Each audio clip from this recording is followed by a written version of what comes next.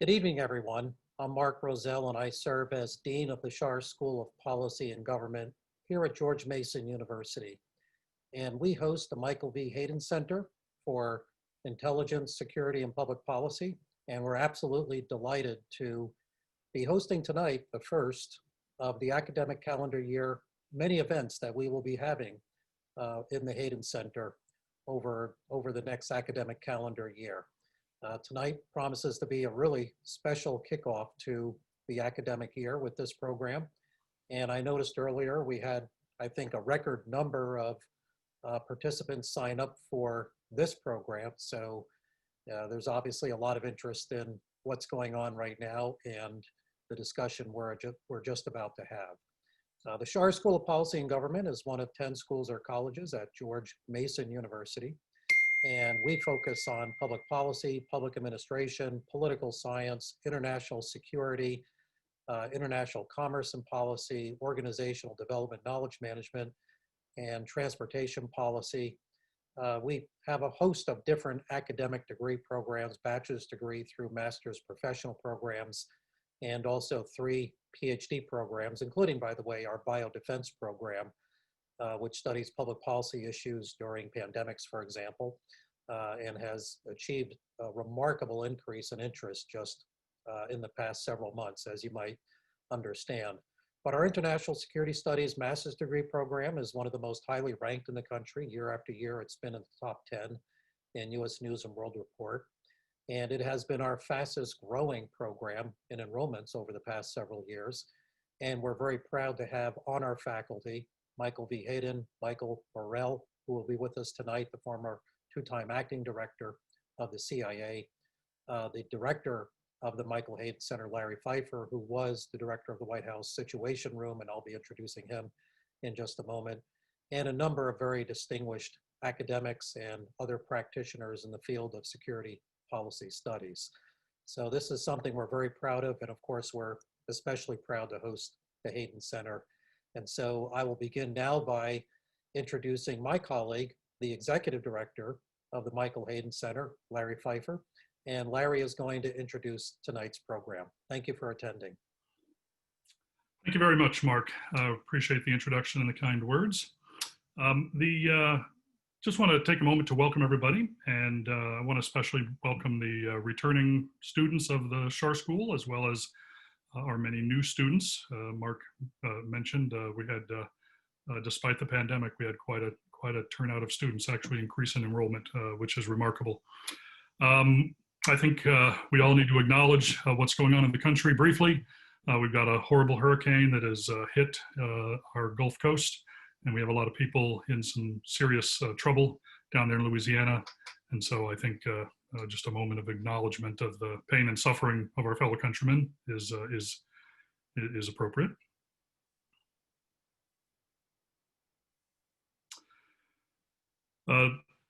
Mark mentioned General Hayden. General Hayden is in the audience. He is listening in very closely. I'm sure he'll be giving us a grade when it's all finished. He sends his greetings and wishes everybody very well. The Hayden Center is committed to conducting a dialogue with all of you on intelligence. We want to remove the mystery. We want to dispel the myths. We do this by holding a series of events. We also have fairly robust presence in social media, particularly on Twitter. And we also have a YouTube channel where you can view this presentation again later, or the many presentations that we've done over the last 3 years. Tonight's event is co-hosted by the Lawfare Institute. The Lawfare Institute is familiar to many of you as the purveyor of the Lawfare blog, as well as a series of podcasts that keep you informed about difficult national security concerns that we face as a nation. So if you're not familiar with Lawfare, I highly encourage you to go check out their website at Lawfare blog. We have a great audience tonight. Right now we're pushing 500 people. We had over 900 register. They come from all over the United States, north to Canada, south to Mexico, and from as far away as New Zealand and Australia. We'd also like to welcome our Bulgarian guest. As many of you may know, General Hayden served as a defense attaché in Bulgaria, so happy to welcome a member of the country of Bulgaria. We have some special guests in the audience, too many to name. But two worth noting are General James Clapper, the former Director of National Intelligence, as well as Ms. Sue Gordon, the former Principal Deputy Director of National Intelligence. General Clapper has assured me that if we start getting things wrong, that he will be more than happy to become a panelist and set us straight. So I'm hoping we don't have to drag him into the mix because he's been kind enough to do this twice before, but he has made the offer. Audience size is large. We are live streaming on YouTube. If you prefer to watch us there, go check it out at our YouTube channel. We're going to go about 45 minutes of moderated discussion, and then we'll have some questions and answer. The way we're going to handle Q&A, you'll find a Q&A panel in Zoom, depending upon whether you're on a laptop, a desktop, or a phone or a pad. The question and answer link is in a different location, so hunt around and find that early in the event so you can be ready to ask your questions. We're not going to be looking at the chat panel, so please don't send us questions in the chat panel. If you're watching on YouTube, there is a comments area, and you can feel free to provide us some questions there, and we'll take a look in there as well as we proceed. Start thinking of your questions now, so that when we get to the Q&A session, we'll be ready to roll. Ask you to keep your questions brief. Please don't give us any lectures. We want questions. If you have an affiliation you'd like us to mention, please type that into the question field. By way of introductions, our moderator is David Priess. David Priess is the Chief Operating Officer at the Lawfare Institute, but he's most known for writing the seminal discussion of the President's Daily Brief, the President's Book of Secrets. You can find that at Amazon or anywhere else that you can buy books. Highly recommend it. David was also a guest at the Hayden Center about a year and a half ago now, I guess, David, where he discussed a more recent book he wrote about how to get rid of a president. And it discussed more than just the election we faced or the impeachment we just went through as ways to remove a president. So highly recommend you check out that book and go look at the video that promoted the book on our YouTube channel. As our panelists, we have Michael Morell, former acting director, deputy director of CIA. We have Robert Cardillo, former director of the National Geospatial-Intelligence Agency, NGA. And we have Leslie Ireland, a former Assistant Secretary of the Treasury for Intel and Analysis. But more importantly, what all of these people are, they're intelligence analysts. That's what they are at heart. It's what they were at the start. And they carried the ethos of intelligence analysis, analysis integrity all the way through their career. Intelligence analysis, for those who aren't aware, is the nonpartisan presentation of information to policymakers that help them in their work. And with the President's Daily Brief, they're aiding the president, who's making the hardest decisions anyone has to make in the world. So tonight, we're going to explore that process. So with that, I will turn the festivities over to David, and I'll see you all later in the program. Thank you, Larry, and General Hayden at the Hayden Center, and Dean Rozelle and the Schar School for joining Lawfare to present this event. And thanks to all of you who are tuning in. Good to see you, General. It's a pleasure to talk with this distinguished panel, a unique group of people to talk about briefing the president and the PDB's role in that and how it has evolved over time and even within the arc of a single administration. It's fitting that we're having this conversation today. This is, after all, the birthday of President Lyndon Johnson, who was the first president to receive something called the President's Daily Brief in 1964, building on a personalized, tailored intelligence product created for his predecessor, John F. Kennedy. But it's important to note for our conversation here tonight that those presidents did not receive daily in-person briefings from intelligence officers. That really started in the mid-1970s with Gerald Ford, and then soon to follow with George H.W. Bush being the first president to take daily in-person briefings for the entire course of his presidency on every working day in Washington. And I think that's where we'll start here. We're going to spend most of our time talking about the experiences of all of you briefing the president. But to build the foundation for that, we want to understand how each of you got there, because you had different paths to get to the Oval Office and the various other places that you would brief your presidents. So let's start with you, Michael. Let's talk first about the building blocks and the ethos of your career at the Central Intelligence Agency as an analyst writing for presidents, as a manager coaching and guiding analysts doing the same. Take us up until, and stop just short of when you were actually a PDB briefer, but how did the PDB inform your experience as an intelligence officer during that part of your career? David, thank you. And it's great to be here tonight with everybody, and certainly with all of my panelists. It's a pleasure to be with you guys. Pleasure to see you. It's interesting because when I was an analyst, so I was an analyst for 9 years, from 1980 to 1989, before I became a manager of analysts. And during that 9-year period, you did not write for the president. You wrote for something called the National Intelligence Daily, the NID. And when you dropped off your NID draft, you would drop a copy at the president's daily brief staff. And they would decide if they wanted to turn it into a PDB. And that approach lasted until the mid 1990s. When we, as you all know, went through something called the First Customer Program, where we turned everything on its head. And we said, you know, it doesn't make any sense not to write with the president in mind, right? We should think about the president when we put pen to paper and when we ask the questions we're going to ask. So during my entire analytic career, I never wrote with the president in mind. Isn't that interesting? And when I was a first line supervisor and even a second line supervisor, we were still just writing those NIDs and not writing the PDBs. So what I remember most about writing for the PDB as an analyst was the next morning, you know, after the piece ran, you would get a copy back. You didn't see the whole book, right? Nobody in the agency saw the whole book except the seniors. But you would get the copy of your piece back. And at the bottom, it would say, for the president only. And that I always got a shiver out of that. Whenever I wrote something that ended up in the PDB, it was a pretty special moment. Thank you. Leslie, you next. Compare and contrast. What was your experience like, and how did knowing that some of your efforts as an analyst and a manager ultimately made it to the president inform you up until the George W. Bush years? Sure. So thank you for including me tonight. And like Michael, I'm honored to be here with people that I know have done a tremendous amount of work providing intelligence and helping inform policy as they go. Like Michael, I started at the point when you wrote for the National Intelligence Daily, or the NID.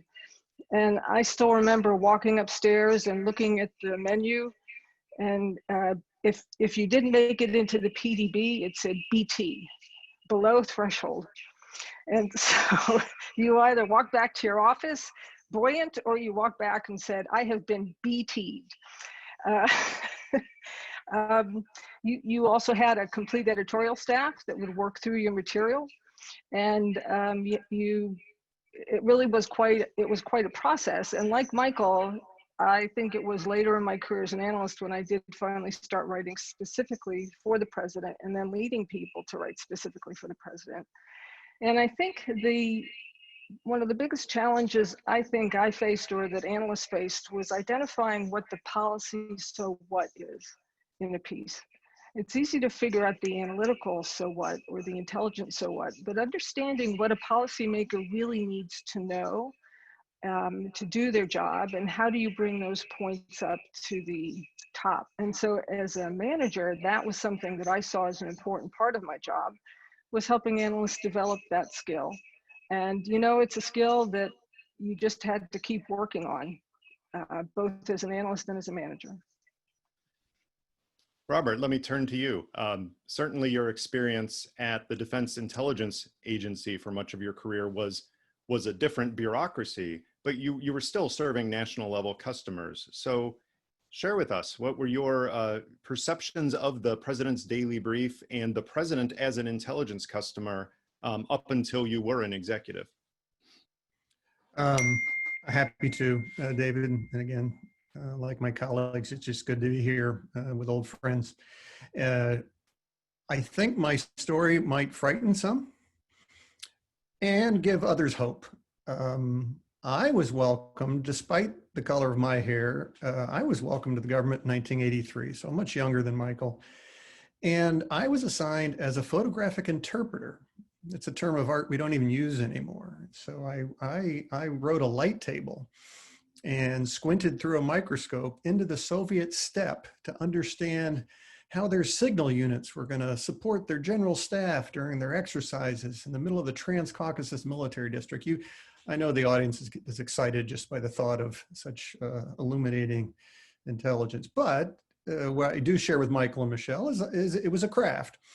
And again, I was in the imagery community because there was no agency at the time. This is, so we were in DIA. And I spent about the same amount of time learning my craft, which was fundamental to everything else I did. I will admit, for two reasons. One, because I was pretty junior. I didn't have a high profile account. You notice I haven't mentioned missiles or tanks or planes yet. And two, DIA had a different focus, frankly. Not that we wouldn't, of course, support the president, but quite frankly, the pinnacle in our world at that time was the chairman of the Joint Chiefs of Staff.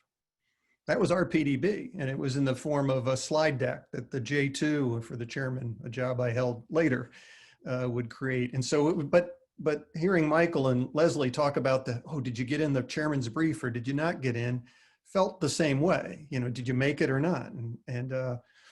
So again, came from a different perspective, grew up in the imagery community, certainly went back to DIA as the head of all source analysis and had a different view then, because then we are in fact competing for and fighting for to get some space into the book.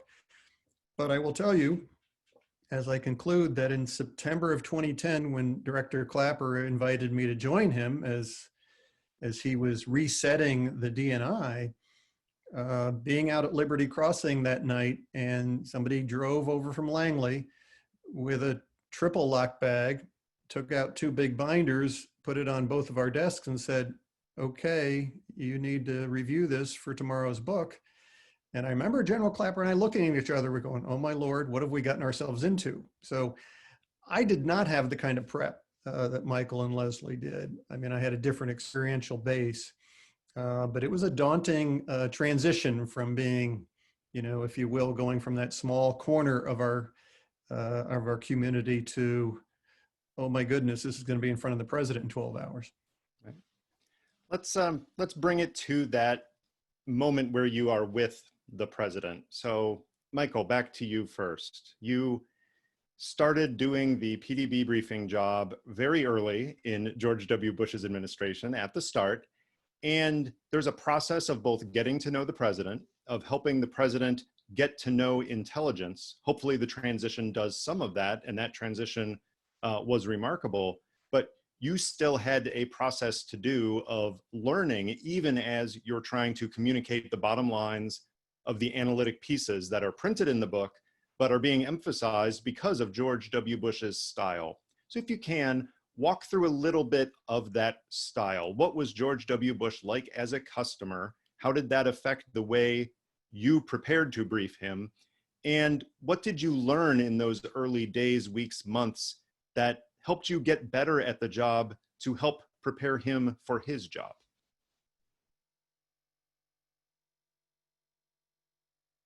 I think you're still on mute. Great question. So I started briefing him on January 4th, 2001.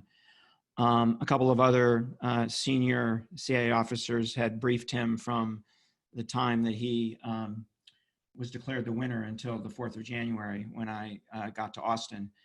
But I saw my job exactly as you said, David. So on the one hand, I was trying to get to know him as a person, because I thought that was incredibly important to have some sort of bond between us for those difficult moments ahead, when I knew there would be moments when he wouldn't be a happy customer, and I wanted there to be some basis of a relationship there that went beyond the book that was sitting between us. So I worked really hard at that. I discovered very early that we both loved baseball. And so we would talk about baseball a lot. In fact, sometimes we would, at the ranch in Texas, we would go over the baseball scores from the night before, before we got to the PDB. So I worked really hard at that personal piece of it. And then secondarily, I worked really hard at educating him about what is intelligence. What is this thing that we're putting in front of you? How should you think about it? How does it compare to the other information that you're receiving from the Defense Department and the State Department? How does it compare to the raw intelligence that you're getting from the Situation Room every day?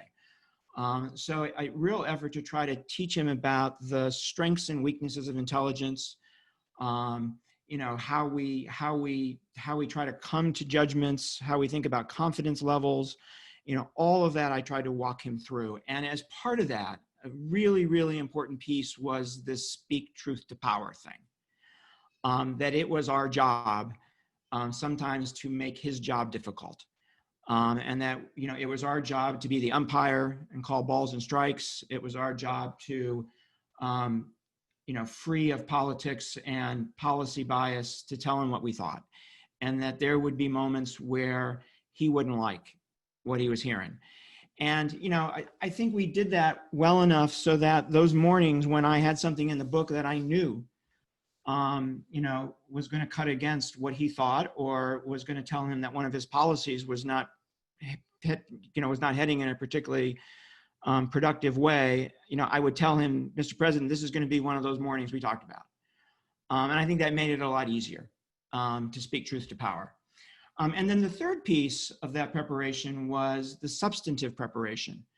So for anybody who's actually seen the PDB, when you pick it up, you're coming in the middle of a story, right? And if you don't know what's come before, it's really hard to understand what you're looking at. So for President Bush, he came he came in what was the end of 8 years of the Clinton administration. And these PDBs were focused on the needs of President Clinton. So one of the things I had to do was not only explain the piece, but explain the entire history of the issue of how we got to that moment in the piece. So that was what those 20 some days were like. And even the first couple of weeks of his administration, continued with this trying to get to know him and trying to teach him and trying to bring him up to speed part of it. The most important thing I learned, which is a great question, it goes back to something I think Larry said or somebody said, which is, it was Leslie, how do you bring value to the customer? It's really easy to look at a PDB and say, Mr. President, here's the bottom line on this, but here's what it means for you is the really hard part. And I was lucky enough to have George Tenet with me. And President Bush was lucky enough to have kept George Tenet. So George Tenet knew how to interact with the president, and he knew what the Clinton administration's policies were and what they had tried and what worked and what failed. And so I saw George Tenet put the PDB into that policy context for the president, and I learned from that. Let me just give you one really quick example. The one morning we showed the president some intelligence on the Palestinians, and I outlined what the intelligence said, and it was George Tenet who put it in context by saying, Mr. President, the reason you need to know this is because the Israelis have this same intelligence, and the Israeli prime minister is going to raise this with you at some point. So this is why you need to know that. And here's what you should say when he raises it with you. So that was invaluable for me to have George Tenet there. Let me follow up on that with something that's actually come in a question already, Michael, which is you talk about preparing for the president and answering questions and getting him to where he needs to be on all these issues. But we want to make clear your adjustments as a briefer aren't based on the politics of the president, right? They're based on what the president needs to prepare for national security challenges and to anticipate national security threats and opportunities, hopefully. But how do the politics of the president affect the way you perform as a briefer? Michael first.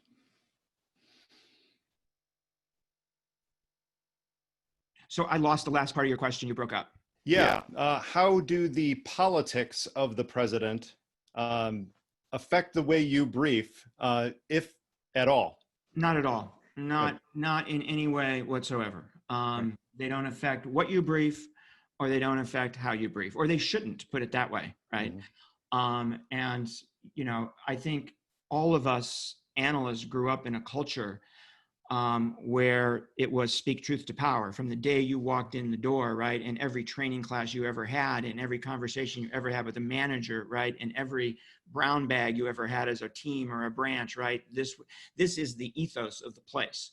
No politics, no policy, just the facts and what you think about them. Right. Thanks.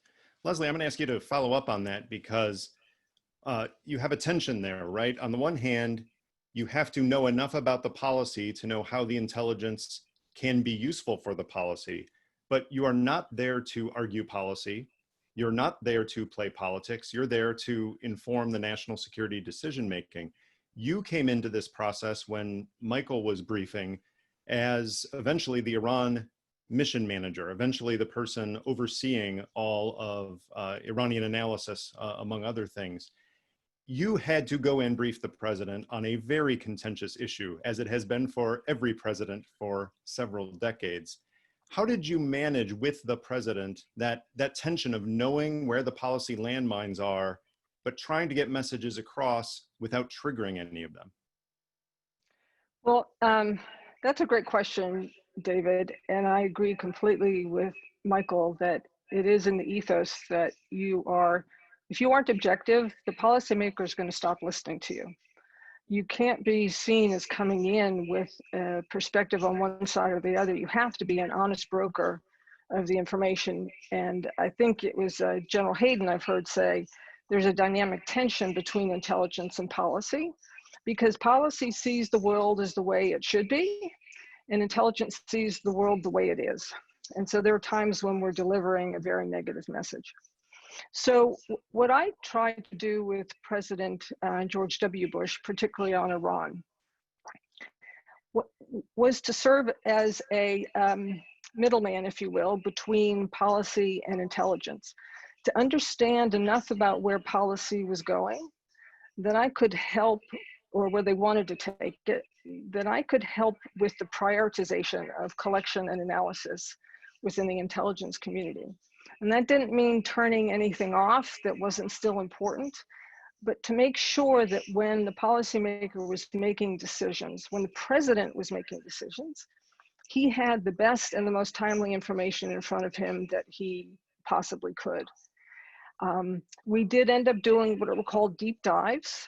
And this was something that I think, Michael can correct me if I'm wrong, I think George W. Bush started, but taking a group of analysts and collectors, what have you, to come into the Oval Office. He would sit there with other members of his policy team, and it was just a chance for him to dig deep and get in onto a subject. And I will tell you this much, you know, Michael said people are coming in midstream on an issue. I have never failed to be impressed with the policymaker and their ability to remember what you wrote, you know, what the intelligence was, because they're watching that very carefully, and they're looking for any kinds of changes. So the final thing I would say is, I thought it was very important, and whenever presenting information to the president, to be clear, this is a change in our analysis. This is a change in collection. This is not what we've been telling you, or the nuances here or there, and this is why it's important. I love that point, Leslie. It reminds me of one of the favorite stories I had from the briefing team that we had early in the George W. Bush years. And the briefer who was working with Vice President Cheney brought back the story, probably Michael, when you were still in the presidential briefing job, and said, "You're not going to believe what he asked me today." And he asked about something he had read in the PDB, or behind the tab, as he called it, the extra material that was provided to the vice president, because it related to a topic that he knew he had read about years ago in an intelligence document. And he made reference to it and said something like, you know, this reminds me of this paper, and I think the analytic line has changed quite a bit. I think maybe it was in spring of 1990, maybe summer of 1990, and it was on this topic. Can you find that paper for me? And the poor briefer is thinking, that's right, you were Secretary of Defense back then, and you read intelligence carefully, but your memory is such that you can remember, and I think it was down to the month or the week of when this report that he had read some 10 years earlier. That puts a lot of burden on the briefer to be up to speed on these issues as well. Leslie, follow up on that a little bit with kind of a parallel to what Michael talked about, which is your experience then early on in the Obama administration and how it was you came to brief intelligence to President Obama. So I was wrapping up my 3 years as Iran mission manager, and I wanted to do something different. And I understood that they were looking for briefers for the incoming president. And at that point, we didn't know who it was, and it didn't matter who it was. So I went to then DNI Mike McConnell, and I said, I don't know if Michael Morell knows the story. I went to Michael McConnell and I said, I would like my name to be put forward. And he said, no. Or not no, but gee, I really need you to stay where you are. Iran's too important. It would be too difficult to have you change midstream. Well, then I got word from a friend back at CIA that they were looking, and credit to Michael Morell, they were looking for a woman. They wanted a woman candidate. And so I called Michael and I said, I would like to be considered. So when Mike McConnell went out to CIA and said, give me another name, mine was the name that went back.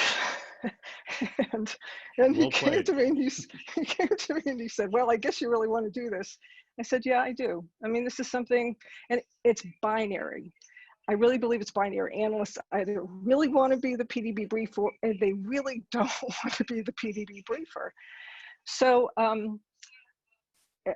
something that started under George W. Bush, we had a pair of briefers at one time. So it was Andrew Hallman and me.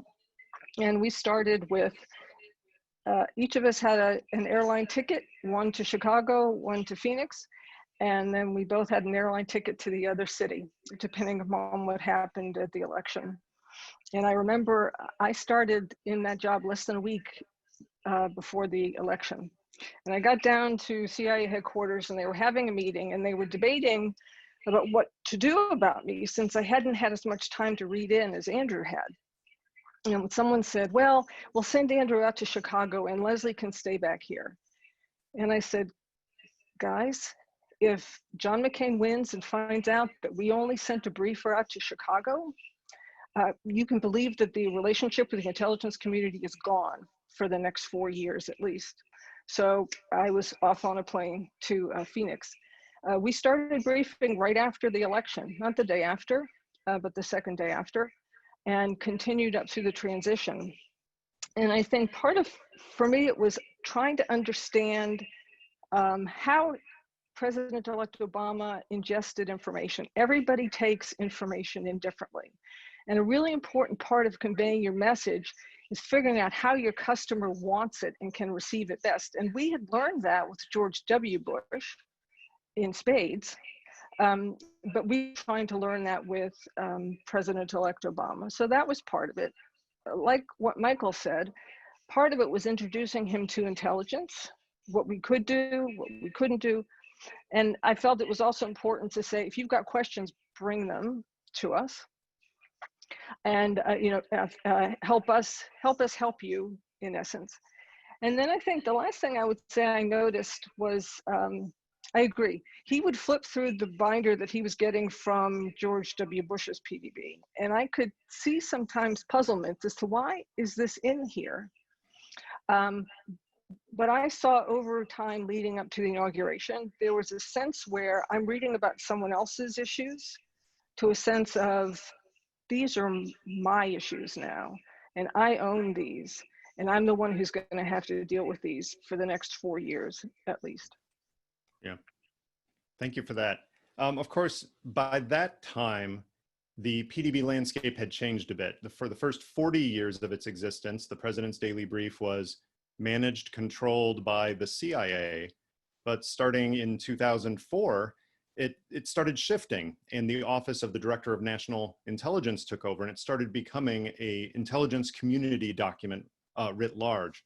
And Robert, this is a good place for you to come in, because by that point, you've moved up, you're you're managing at a senior level, and eventually, as you mentioned, you get pulled into the PDB process not long after where Leslie left off the story. So tell us how that role in the Office of the Director of National Intelligence led to you being a briefer to the president, and especially how those briefings differed from what you've just heard described about President Bush. So yes, even though we all had the same job title, and even though Leslie and I served the same president, we all had very different jobs.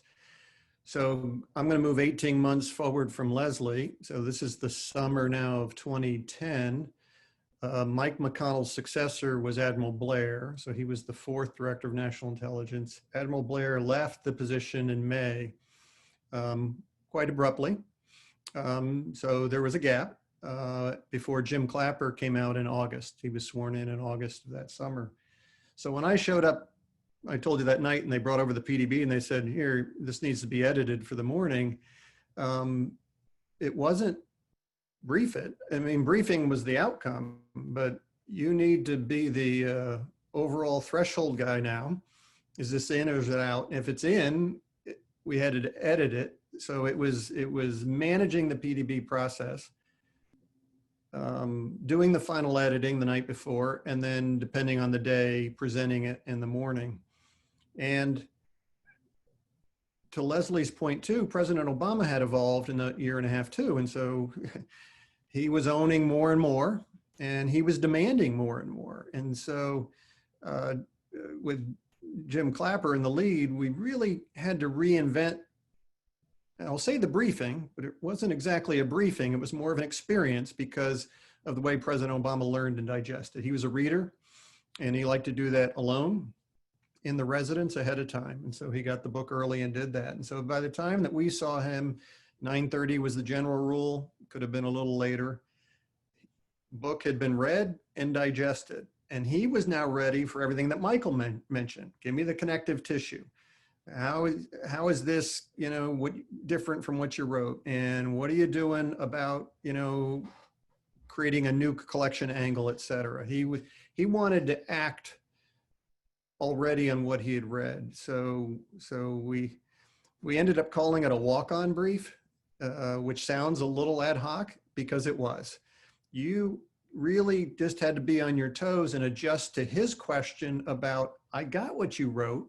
Now I need to think about policy implications or next steps or visits or calls, et cetera.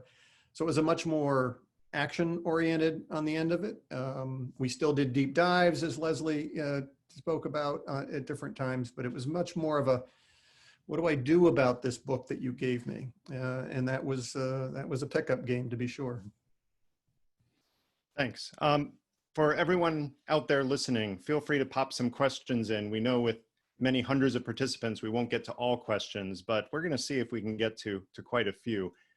Let me loop back to each of you for some thoughts to expand on what Robert said about the evolution of a president's thinking and how the book itself, that is the written document, but also the oral briefings, need to change to adjust to the arc of an administration. Michael, you not only were the briefer, but then you were managing the PDB process through the George W. Bush administration in large part. How did you see that arc going? And do you think that we continued to give the president help on some of his thorniest problems by adapting during that time frame? So I think what happens, the fundamental thing that happens, David, is that they get smarter on the issues. And not only do they get smarter on the issues, but the number of people in the world who they're talking to directly about these things grows over time. So in the beginning, in that first year, I had it pretty easy. And I think most first year briefers have it pretty easy because you're educating, you're telling them about things that they really don't know about. But by the time you get, well into a presidency, they know all the basics. They just got off the phone with the prime minister today, and yesterday they got off the phone with the president of another country, and information is coming at them from all different directions. They're assembling it much better than they did that first year. So I think that the evolution that has to happen is the questions that you answer in the PDB. So every piece of analysis is the answer to a question, right? And I think what has to happen, and what does happen in the evolution, is those questions have to become more sophisticated. And so the intelligence community in every presidency gets challenged. That first year, the first year and a half, first 2 years is pretty easy, and then it starts getting a little tougher. Getting that value every day. So it's a real important job for the senior management of analysts, not only at CIA, but at DIA and in the DNI and everywhere, right? To understand how that evolution has to take place and really to drive it and to help pose those more sophisticated questions. That sounds like a tough process, but you also make it sound somewhat easy as well. That's just what we do. We adapt. But I'll use this as an opportunity to ask a question from Sue Gordon. And Leslie and Robert, you have heads up. You have more time to think about this because you're going to get the same question. She wanted to know, was there ever a day when you wanted a do-over of your briefing with the president? The day that just didn't go well. What was that day and what can you tell us about it? Michael, you get no time to prepare. The others get minutes. Look, the truth of the matter is that the quality of the pieces vary. Every day, the quality of the pieces vary. And some days you're really proud of the book that you walk in with, and there's some days where you wonder whether the New York Times might be a better value. And help us understand, Michael, roughly how many pieces on an average day were you briefing President Bush in that time frame? So for President Bush, there were 4 or 5 PDB pieces that were produced by the intelligence community for him and for the purpose of going to him. And then I added to that other analytic pieces that I thought he should see. And I added to that raw intelligence, whether it be human or SIGINT or even imagery that I thought he needed to see. So in an average book for me briefing the president, there were probably 11, 12 different items. Wow. But only 5 or 6, right, that were okay. Actual PDB pieces. Right.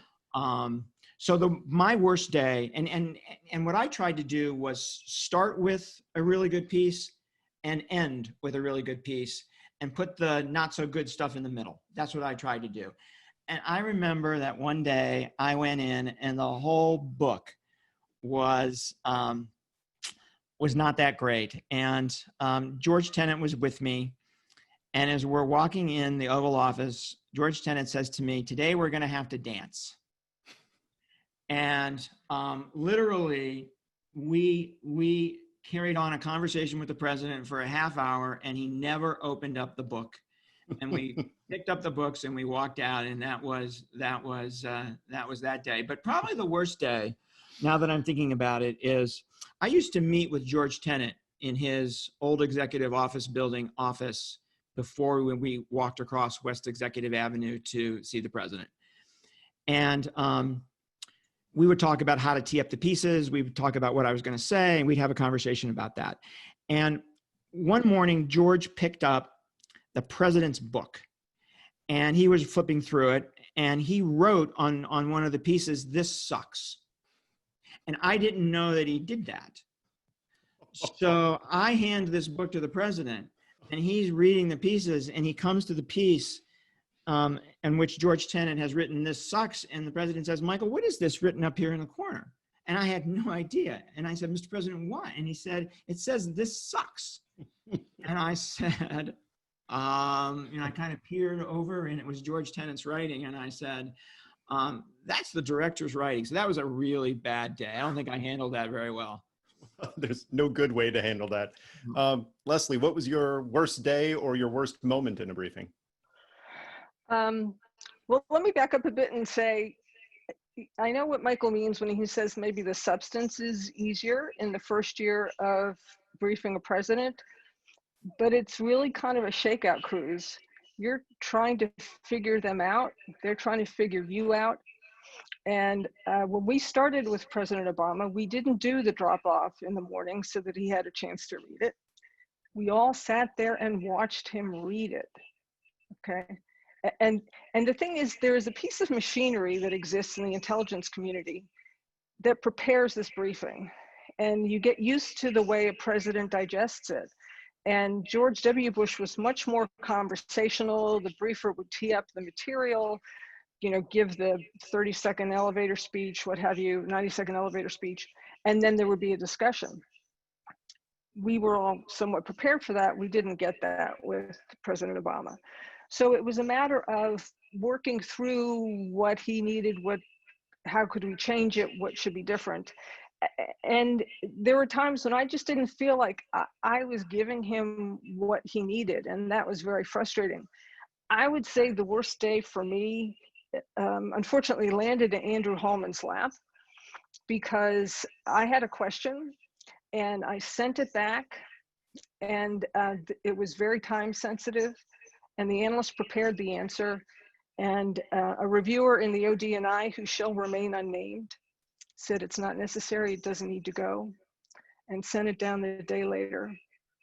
And they're sitting there in the Oval Office, and they said, this meeting happened yesterday, why are we hearing about it today?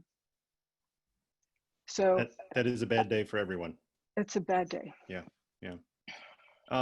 Robert, whether it had to do with one of those walk-ons you mentioned or another case, tell us about a briefing that didn't go well and what you learned from it. It was a walk-on, and I'm going to say it was worse than Michael's or Leslie's, although the audience can be a judge. So it's December 17th of 2010. It's a Friday, and the president is leaving that afternoon for his Hawaiian Christmas vacation. And I'm in the same office Michael was in the old executive office building, prepping my briefing, and we're going through it, and okay, and I've got my items and whatnot. And I look up at CNN or BBC, and I see that the riots in Tunisia have not gotten any better overnight.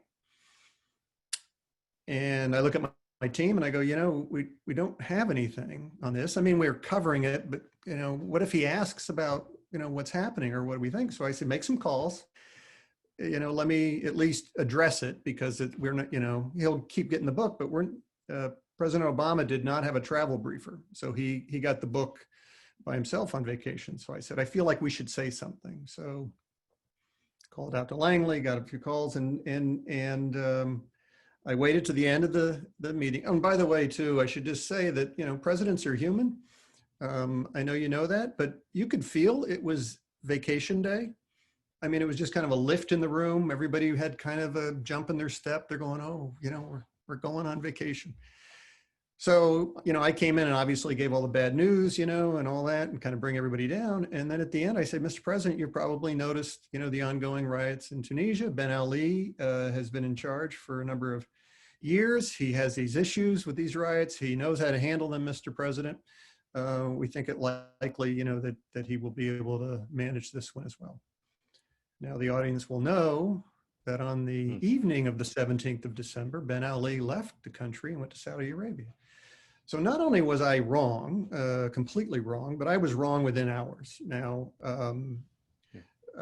suffice to say, you know, that was the tipping point into what became the Arab Spring, Tahrir Square, and everything. And you can imagine, I'm going, that's not going to go very well for us. Now, obviously, we're informing and updating and whatnot. President Obama comes back 2 weeks later.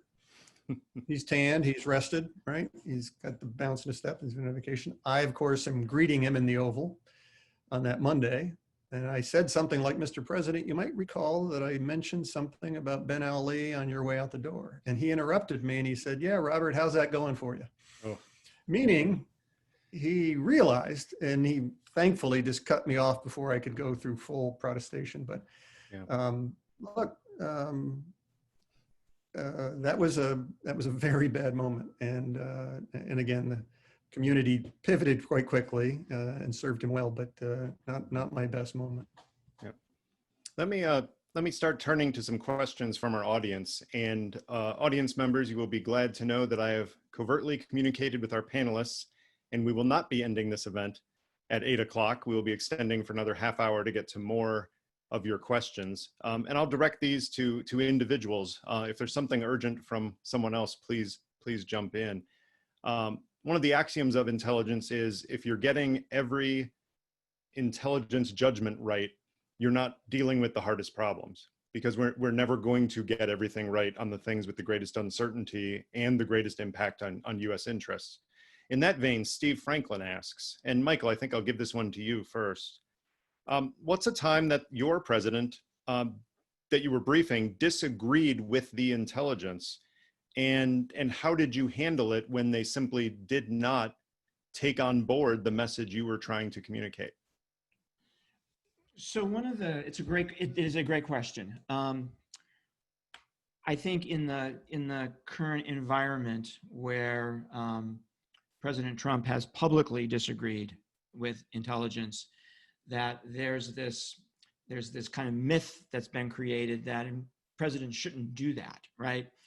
And presidents disagree with their intelligence all the time. I'd say, once or twice a week, President Bush would say to me, Michael, I'm not buying what you're selling here. Now we would have an intellectual conversation. There was an intellectual basis for him disagreeing, and he would say, here's why I disagree. So-and-so told me this, or you told me 2 months ago, something else. What are you telling me this today for? Or he just made a phone call, or what have you. There was an intellectual basis for the disagreement, and then we would have a discussion about it. It just wouldn't end there. I would get an opportunity to come back at him, right? And there'd be a back and forth, and that's the way it should be. You want your intelligence consumer to question and probe. So there is absolutely nothing wrong with that. In fact, that's what you want. And sometimes I think that the current situation has blurred what is a really important aspect of the PDB process. Is there should be a give and take, and then there can be differences of opinion.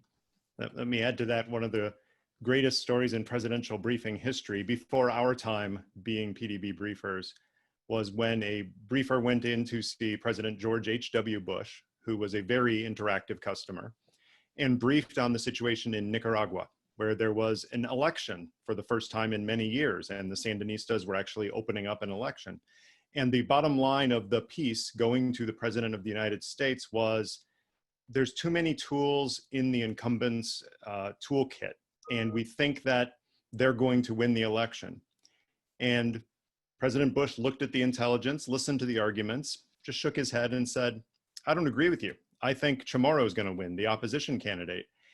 And the briefer stood by the analytic line in the piece, defending the logic, the argumentation, and the evidence. The president said, no, I really think that she's going to win. I'll make a bet with you. I'll bet you an ice cream cone that Chamorro wins. And as you're a briefer, what are you going to do? You take the bet. And sure enough, the briefer had to bring an ice cream cone into the Oval Office because the analysis was wrong and the president was right.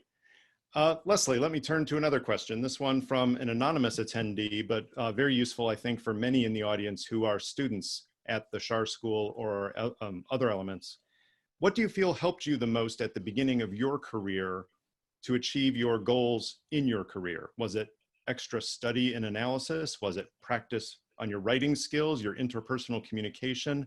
What was it that you did that worked well, and what would you advise students to emphasize now to prepare for a career in intelligence?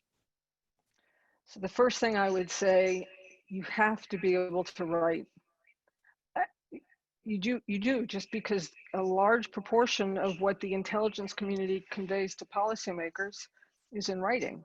And let's face it, I remember writing papers, lengthy papers, and then I would be asked to create a distribution list. And I would put all these important people on the distribution list, and I would pat myself on the back because, my gosh, my paper went to this undersecretary or this deputy secretary.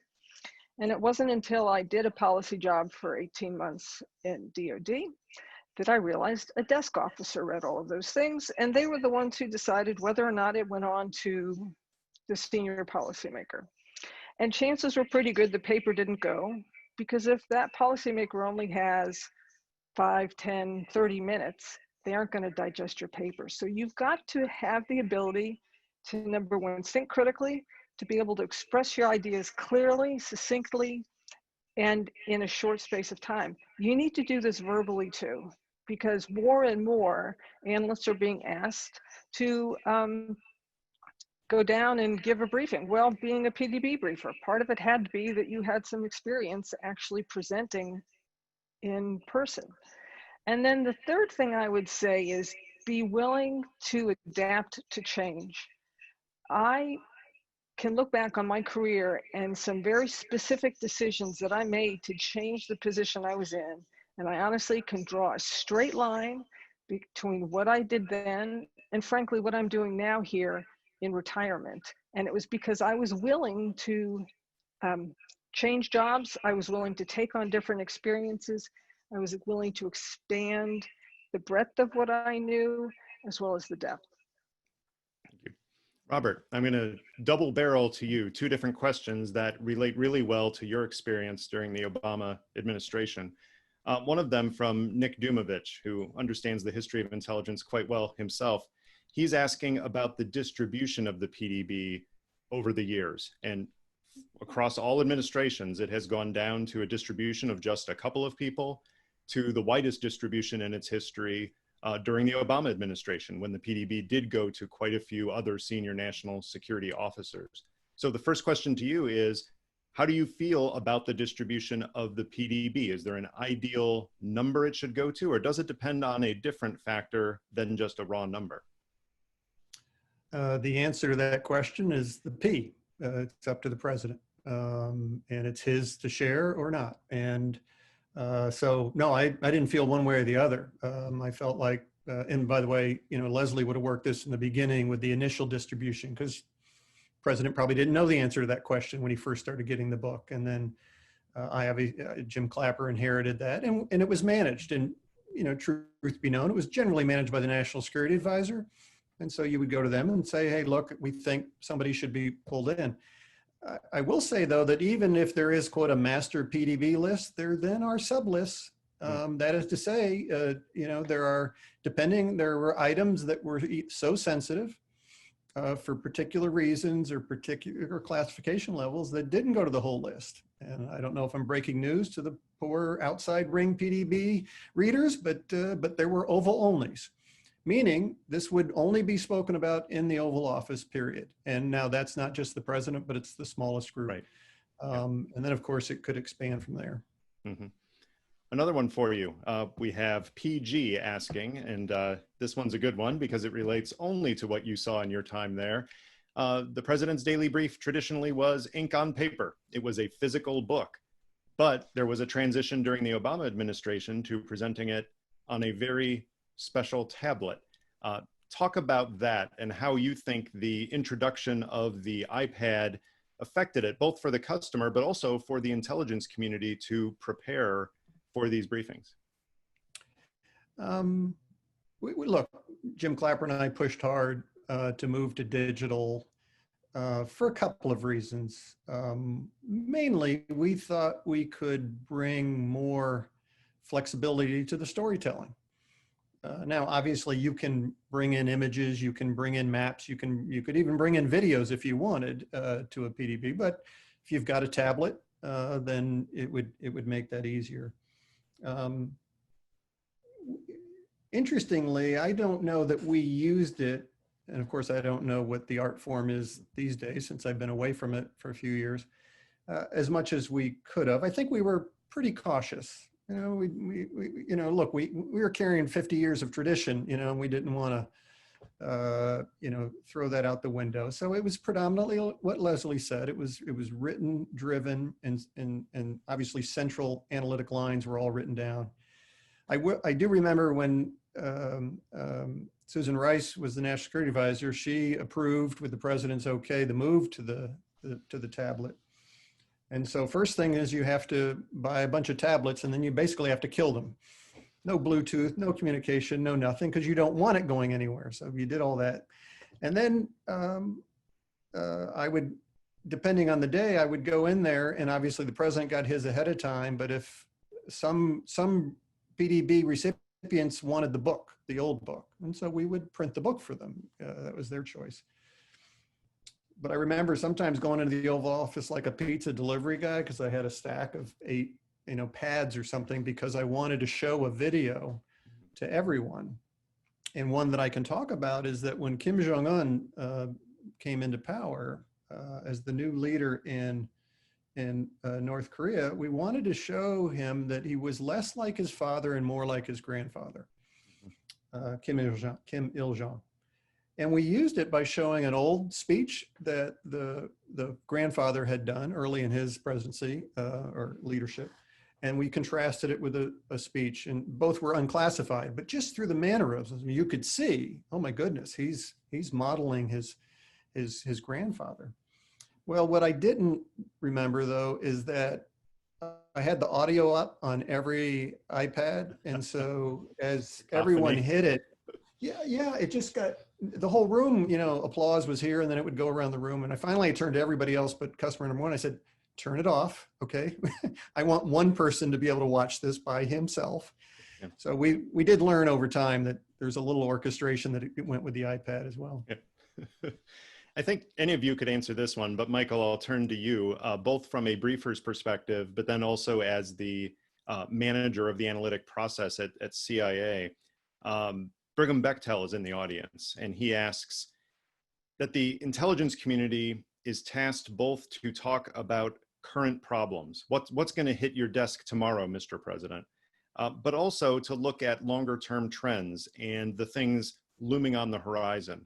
So how do you balance looking into the future at the coming storm that the president will face versus using your limited time with the president to give insight on the most pressing concerns, perhaps even this hour, that the president is facing? Sure. Your job is to tell the president what he or she needs to know, right, in order to protect the country. And that may be things that are right around the corner. It may be things that are a year out. It may be things that are 4 or 5 years out. It may be warning of a pandemic at some point in the future where you don't know exactly when it's going to happen. You just know it is going to happen. And so I think you just try to make sure that you do all of those things, right? And don't focus just on the right around the corner or just the today. You have to work hard at that.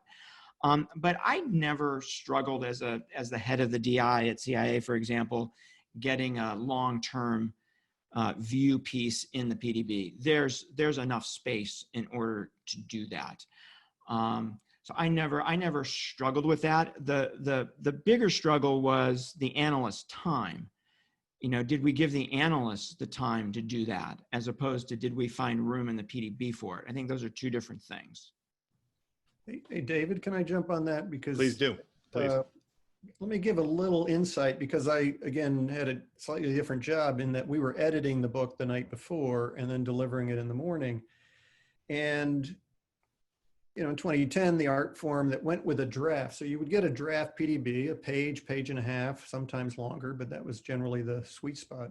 And it would come with what's called a background note, meaning you've got the main draft, and then you've got an attachment that includes all of the underlying intelligence, all the other, the coordination that occurred throughout the community, any issues with any of the, and then it also had some key questions that had to be answered to decide, threshold or not, to your question, is this the right time to bring this to the president?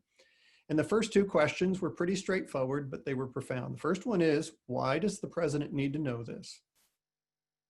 To Michael's point, it's got a security implication. It's an impending threat or an opportunity, right? So that one was kind of sort of easy to answer given the president's job. There's a lot of things in the world that he or she could benefit from knowing. But the second one is, why does the president need to know this now? That's harder on a pandemic, right? Because we don't have a now. It's easier when he's about to host an important meeting or attend an important negotiation or dealing with a big troop deployment issue, et cetera, that's pending. But oftentimes, and to Leslie's disappointment sometimes when she was BT'd, you would just have to convey, no, that was a great analysis. It just isn't ready for the president now. And that was a tougher call.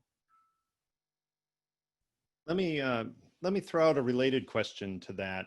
Several questions have got at this general idea, but it's the idea of how do you manage that without politicizing? Because for many analysts writing this intelligence, if you as a briefer or as a manager choose not to brief a message, you're politicizing. You've somehow come under the sway of that policymaker, and you're not telling them a message they need to hear, when in fact there are many good reasons that it may not be briefed that day. On the other hand, if you brief the same message to the customer without significant new information, you're just beating them over the head with something, and you're not actually helping them in the job. So for each of you, just give us a few words on your thoughts about politicization overall, but specifically in the PDB process. When is it worth, for example, in a hypothetical, telling a president who has said, I don't want to hear more intelligence about this country, I just don't want to hear it. When is it worth going to that president and saying, I'm sorry, Mr. President, but we really need to tell you this, perhaps about a country putting bounties on US soldiers. If it's a message you know will not be received well, and you only have a few chances to get that in, how does politicization and the potential for politicization play into that? Michael, start with you and we'll go around. So I don't think a briefer does not have a choice about whether to brief something or not. If the intelligence community and the leadership of the intelligence community has decided that the president needs to see this, it's your job to brief it. Let me point out that the National Security Advisor now disagrees with you on that, because he has said publicly that the briefer who goes to the president chose not to highlight a piece for the president. That sounds a little. I disagree. I strange disagree with the National Security Advisor. In fact, in my view, in that particular case, if it played out the way the media has talked about it playing out, if the briefer didn't raise it, then it was the job of the DNI to raise it, or the job of the director of CIA to raise it. And if they didn't raise it, it was the National Security Advisor's job to raise it. So Right. I completely disagree. Right. So I think it's the job of the briefer to raise it. And I go back to where we started this conversation, which is about you have to have a relationship with the president where they understand what your job is and they respect that. One of the things that really impressed me about the Obama administration in general, and it included the president and the vice president and the whole senior team, is that they understood what intelligence was, what policy was, where the line was, what our job was, to tell them bad news if we needed to do it. And they respected that. And I never felt during the Obama administration any pushback. So I worked for 6 different presidents and multiple administrations in those 6 presidents. And all but the Obama administration, there were attempts to politicize intelligence. Only in the Obama administration did I never feel any pressure whatsoever. But even if there is pressure, you can't succumb to it.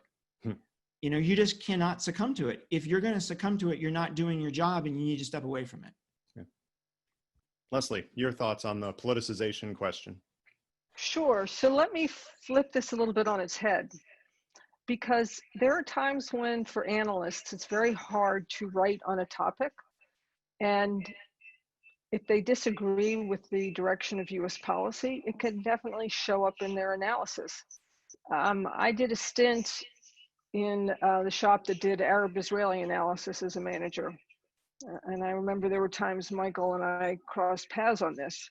And there were several analysts who felt passionately about how the US should pursue a relationship between the Israelis and the Palestinians, and it would come through in spades in their analysis. And I'd have to go back and say, no, you can't call the settlers rabble rousers. Well, that's what the newspaper said. Okay, but when you say that, it's CIA saying that. If you want to quote the newspaper, but that's got to come out. And I was often accused of politicizing, and I wasn't. And part of it too is you need to understand that policymakers are human, and the way you convey your message can impact their receptivity to it. And it's not politicizing, but it's making sure that you're presenting it in a way that will not, I want to say offend them, but won't hit them between the eyes as being very negative or critical of their policy. Robert, So- your reflections on the politicization question. Yeah, and again, because I did make calls as to what would go in the book or not, I did sit closer to the accusation as you described it, David. Oh, you didn't run my piece because you don't want the president to see this for some policy reason. I won't say that never happened. It never came to my desk. I won't. I can't say that it didn't obviously happen somewhere up or down the chain, but certainly didn't happen at my desk or Jim Clapper's desk. I will tell you, though, that we had a different kind of tension that I experienced. I don't know if Michael and Leslie had the same one, and it was a temporal tension, meaning, and by the way, I can't think of a time that I got it from President Obama, but I'm thinking about his team, Chief of Staff, National Security Advisor, Deputy National Security Advisor.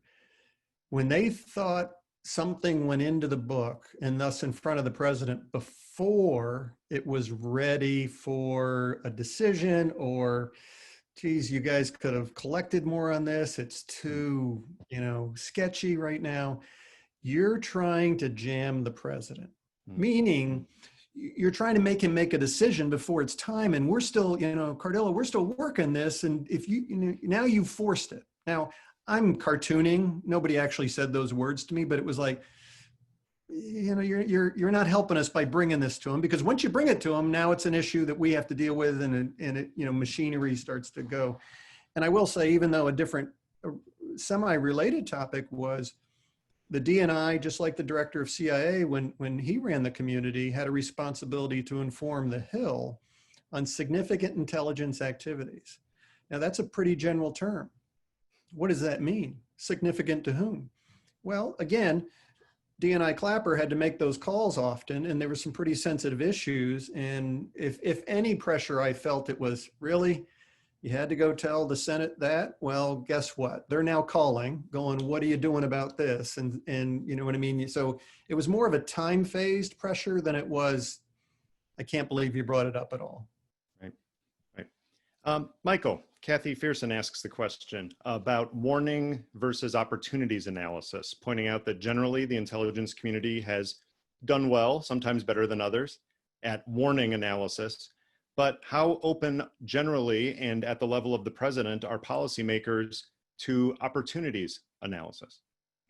So that's something that grew over time. When I was a junior analyst, there was no such thing as opportunity analysis. It probably started in the late 80s, early 90s, and became more of a thing that we did regularly. It's still not a huge part of what the intelligence community does, because it does start to run up against policy suggestions. So usually hidden in opportunity analysis is a suggestion about what you should be doing. And we just shouldn't go there. So it has to be used extraordinarily carefully. And I think, before it gets put in front of the president, that's something that the DNI needs to pay a lot of attention to. I'll make a comment about warning. Sandy Berger, when he was National Security Advisor, came to CIA to speak to the troops. And we were all in the auditorium, so-called bubble. I don't know if you guys were there, but one of the things he said, which I'll never forget, is I really want somebody to tell me what I don't have to worry about. Because boy, do you guys tell me about a lot of stuff that I have to worry about. And I really need somebody to say, you don't need to worry about this thing over here. That's okay. And I really understood where he was coming from, because if there's a bias in the intelligence community, it's to overwarn, right? You'd rather warn about something that didn't happen than not warn about something that did happen. So there is a definite bias in favor of warning, and it's probably something that needs to be thought about. Sure. Leslie, we have a question about what is loosely called technical analysis. And I don't care whether it's Iranian centrifuges or what we now call cyber, or issues related to the tactics of a terrorist device. Sometimes you have to brief something that is highly technical in nature when many of our senior customers, including the president that you briefed often, are more generalists than experts in a particular technology. So how is an intelligence storyteller, Tim Bettis asks, do you keep a president up to speed on highly technical matters without oversimplifying the analysis in the process? It's a really good question. You know, I talked in the beginning about being willing to accept change in your career. My master's degree is in Russian studies. My first job at CIA, I was a ballistic missile development analyst. A flaming liberal arts major, was a ballistic missile development analyst. But I got to know and understand enough of the technical to be able to explain it. And I think what you need to do is work with the people who are really technical, and you can find them. There are people who can really put it in terms that you can understand and that you can explain. But there are going to be some things that you have to convey, and I can't really get into them here as I think about the Iranian centrifuge program or things like that. But there are going to be some technical facts that are going to be important, whether it's related to a treaty or an agreement or negotiations or something that the president and his team really needs to know about. And you need to work with the analyst to discern that. Now, when I did this briefing, first off, let me take a step back and give a shout out to everybody who was working 24/7 to prepare these briefings for us, because we all went in and we delivered a product, but we really weren't the ones that were preparing it. We started very early in the morning. Briefers would come in around, the people who wrote the pieces would come in around 5 in the morning, and that was your chance to quiz them. This is the time to take that technical person aside and say, tell me exactly how I need to be presenting this to make it digestible and important for the policymaker. Thank you. Robert, we have a question that relates to how you as a briefer related differences between intelligence agencies and intelligence analysts. So would you acknowledge differences in the briefings and the walk-ons with the president that, you know, CIA, DIA, NSA, INR felt differently on an issue, or did they have no interest in that kind of inside baseball? No, absolutely. And it's a great question to both explain the tradecraft and at least explain how President Obama dealt with such a dissent. So you mentioned the changeover to the DNI, and I'll say the broadening, you know, of the community that contributed. I think most people know it is still predominantly a CIA-driven product, but even all the CIA pieces are coordinated as they head into the book, and then if they're approved. But when I was getting the items the night before, and I recall distinctly having one pretty early in my tenure, and it was a very significant issue. It had to do with North Korea, and I'll just leave it at that. But it was a very important piece, and as I recall, it was written. The primary authors were CIA.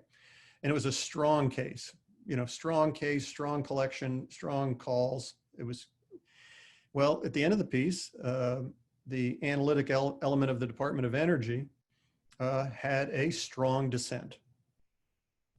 And I stared at it and I went, wow, this makes a very compelling case, you know, with this, you know, these pieces of evidence and this chain of logic, you can get to this outcome.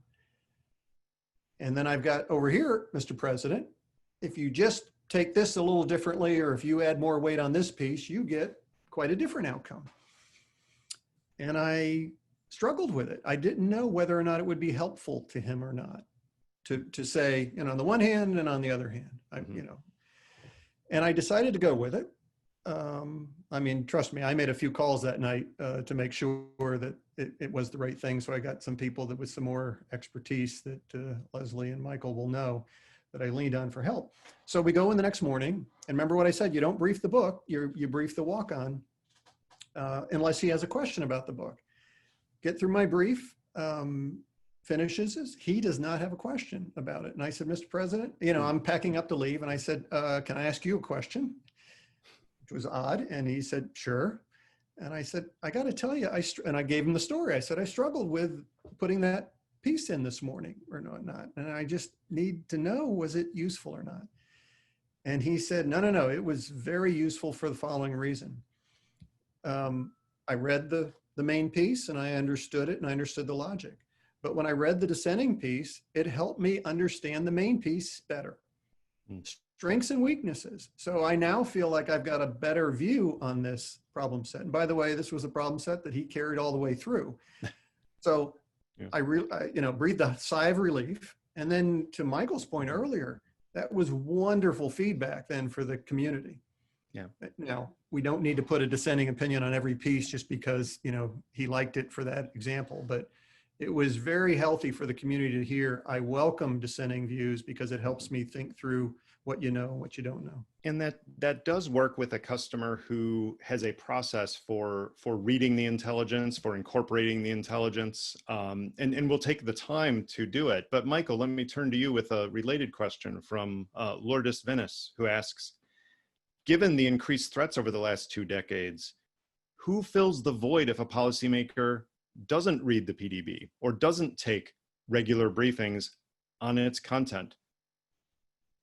So let me just add something on the dissent piece, because I think it's extraordinarily important function of the intelligence community to tell the president when there's a difference.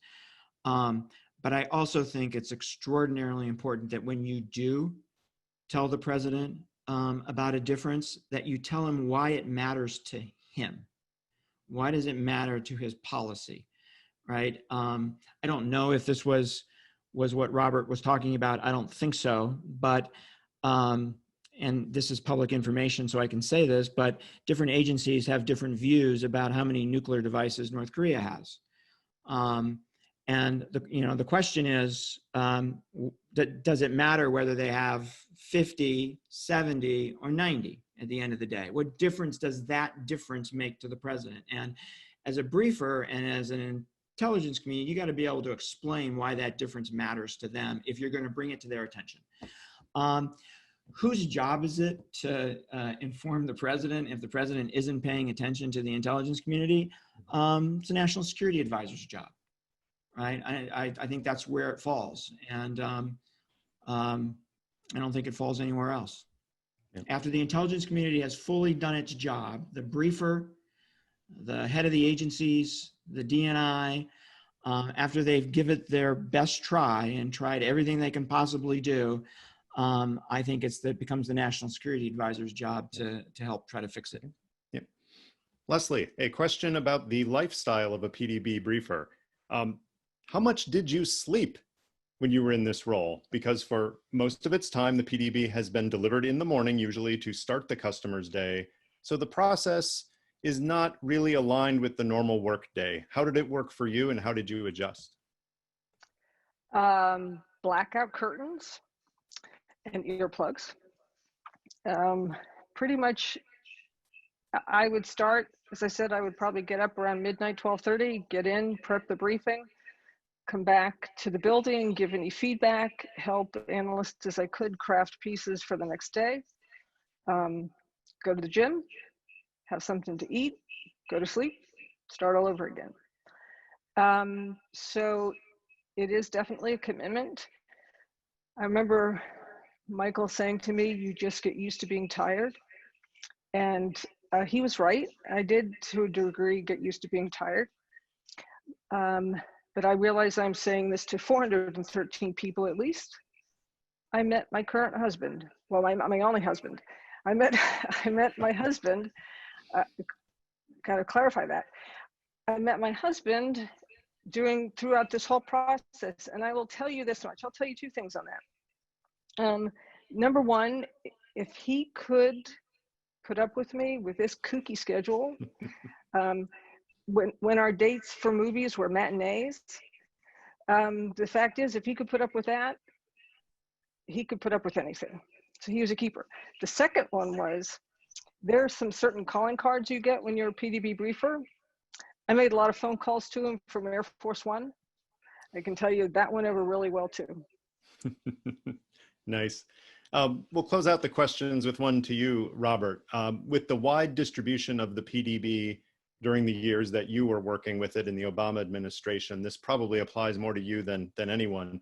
Homer Pointer asks, if you ever had a senior cabinet official or another recipient of the PDB, be it the vice president or a deputy national security advisor or a deputy secretary, how did their criticisms of analysis or how did their attempts to help the analysis affect how you would brief the president? In theory, some of them got to know the president on some issues better than you would in the Oval Office. So how did you incorporate their criticisms and their ideas into the PDB editing and briefing process? Very carefully, because remember, the P stands for the president. And so it's his book. And so, and no offense, Mr. Vice President Biden, but you're the vice president. Okay. So, so you obviously you were listening to the vice president and secretaries and national security advisors, but now if what they were bringing up was an issue of, you know what, you guys aren't writing enough about something that I'm bringing to the president or that he's confronting, obviously that can help, because for some reason we had some sort of blockage in our view about what was on or near his desk. But I also will tell you, without naming a name, a very humbling experience I had with a secretary. You might be able to guess who it was. And I was doing basically a midterm customer survey. So I was going around to the PDB principal readers and just saying, hey, how's the book going for you? And what's working and what's not.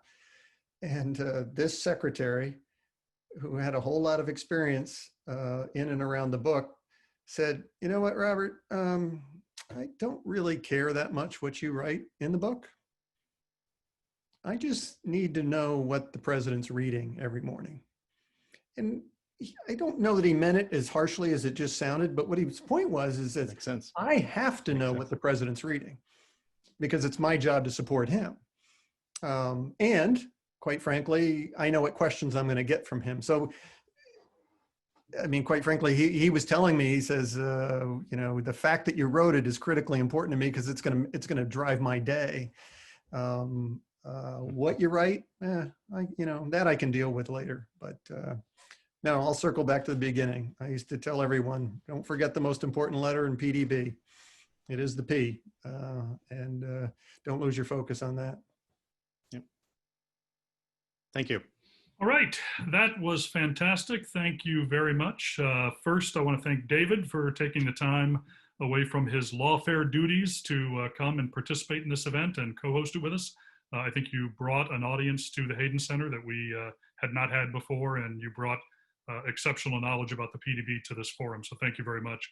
I want to thank our panelists. None of them will probably ever talk to me again for having put them through this, but I know our audience has walked away with a much more informed opinion and viewpoint on the PDB, and so when they watch the news, or for our students when they're doing their scholarly endeavors, they're going to walk away from this event much more well-informed.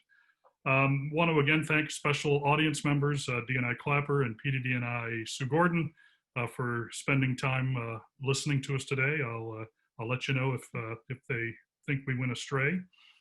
We could not obviously do our events without General Hayden, so thank you very much to General Hayden for being the leader of this center, but also the guy that we all love to go work for and continue to like to work with. Also, we couldn't do these events without the support of George Mason University. Want to particularly thank our new George Mason University president, Gregory Washington, who I was informed during this event was watching and enjoying hearing what we had to say. This is a man who's, came into the job in the middle of this pandemic. He's got a lot of things to focus on, so the fact that he took time to listen to us today means a lot. Can't do these also without Dwight Schar. He's the benefactor for the Schar School and the benefactor for the Hayden Center. So thanks to Dwight Schar. If you want to see more of our events, When this event concludes, most of you should get a pop-up on your browser at the Hayden Center page. Scroll to the bottom. There's a little block. You type your email address in, hit send, and you will be on our mailing list. And I promise you, we're not one of those organizations that sends a lot of emails. You're going to get emails primarily about our events. So with that, unless Mark has anything else to say. I just want to say thank you. That was just a terrific panel, a great way to start out the new academic year for the Hayden Center. And I hope you'll all come back again. I know this is your second David Priess, but and Michael Morell, of course, is one of us all the time. So Robert and Leslie, that was just terrific. So we hope you see you again at future Hayden Center events. Thank you. Thanks, everybody. And with that, we'll conclude. You can go turn the TV on, watch the Republican convention. Have a great time. Have a great night. Thanks.